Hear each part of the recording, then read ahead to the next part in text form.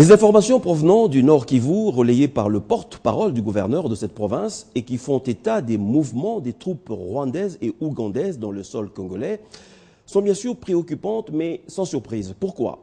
Le président Yoweri Museveni est toujours venu au secours du pouvoir de Kigali, avec lequel il a des liens politiques communs.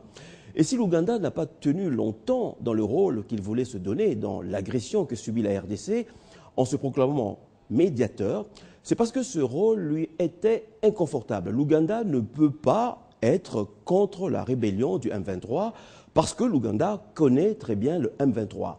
Museveni, pour des raisons, je dirais, des pseudo-raisons de sécurité extérieure, croit être obligé de contrôler ou de financer des rébellions en RDC.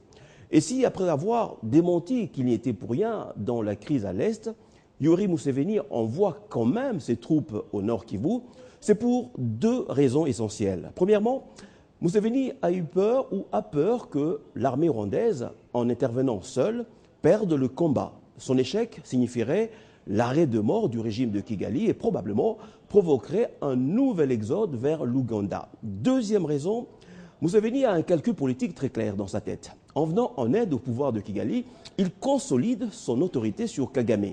Face à cela, l'attitude de la communauté internationale, informée de tout cela, est étonnante. Oui, parce que malgré plusieurs foyers de rébellion aux frontières de l'Ouganda et un étrange régime démocratique sans parti politique, Museveni semble tenir solidement en main son destin et celui de son pays. Il est littéralement adoubé par les États-Unis. Pourquoi ? Parce qu'il constitue, à leurs yeux, un rempart honorable au régime islamiste de Khartoum. Et le raisonnement qui s'ensuit est terrible pour la RDC.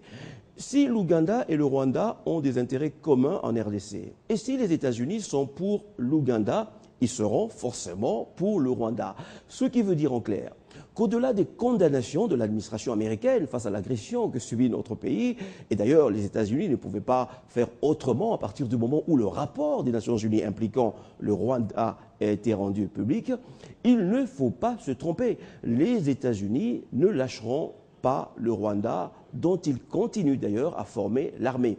Et ce, malgré les morts et la situation dramatique des déplacés congolais qui n'ont pas grand intérêt pour les Américains.